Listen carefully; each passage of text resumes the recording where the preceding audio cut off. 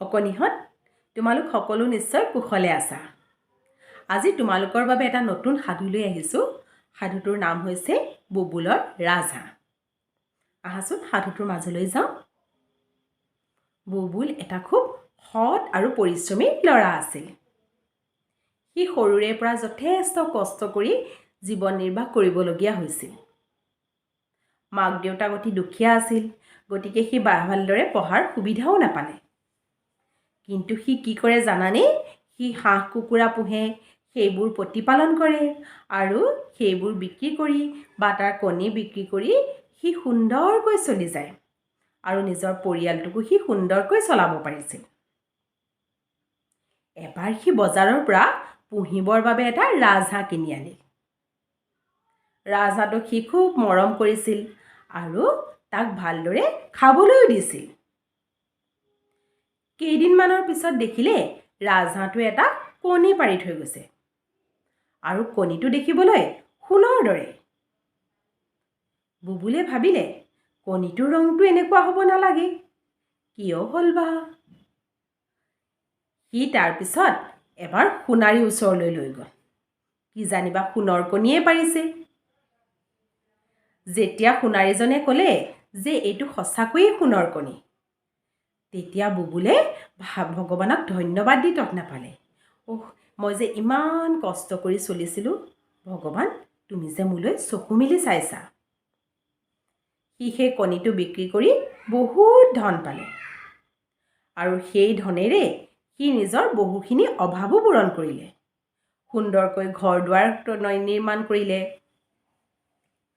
তাৰ কেইদিনমানৰ পিছত আকৌ ৰাজহাঁহজনীয়ে আৰু এটা কণী পাৰিলে, সেইটোও সোণৰ।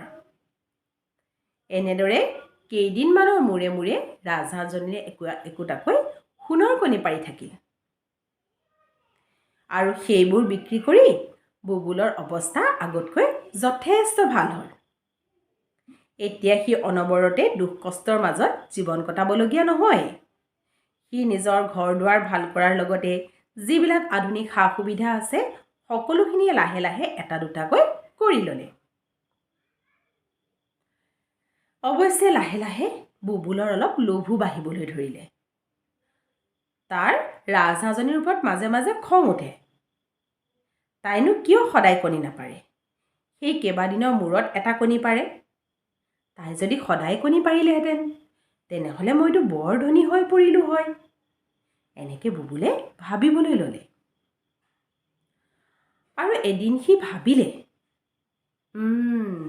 ৰাজহাঁহজনীৰ পেটত নিশ্চয় বহুত কণী আছে।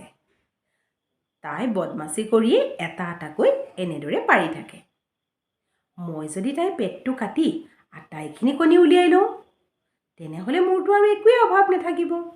মই আৰু একোৱেই কৰিব নালাগে, একেবাৰে বহুত ধনী হৈ পৰিম। সেই বুলি ভাবি বুবুলে ৰাজহাঁহজনীৰ পেটটো কাটি পেলালে।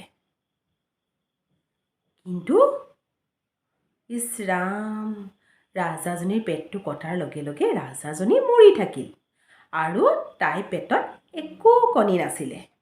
যিবিলাক সাধাৰণ হাঁহৰ পেটত থাকে, নাড়ী ভুৰু পেটু সেইবিলাকহে আছিলে। বুবুলে নিজৰ ভুল বুজিব পাৰি হিয়া ঢাকুৰিয়াই কান্দিবলৈ ধৰিলে। ইছ মই কি কৰিলোঁ?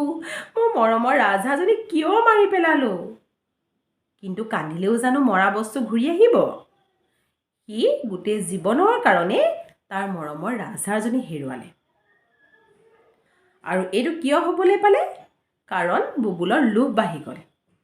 সি যেতিয়া পৰিশ্ৰমী আছিলে, সি যেতিয়া সৎ আছিলে, ভগৱানেও তাক সহায় কৰিছিল আৰু সেই ৰাজহাঁহজনীও তাৰ ভাগ্যক্ৰমে মিলিছিল। কিন্তু যেতিয়াই তাৰ লোভ বাঢ়ি গ'ল, সি কি হ'ল? ৰাজহাঁহজনী হেৰুৱালে আৰু নিজৰ হাতলৈ অহা ভাগ্যকো সি হেৰুৱাই পেলালে। গতিকে সাধুটোৰ পৰা আমি কি শিকিলোঁ? আমি কেতিয়াও লোভ কৰিব নালাগে।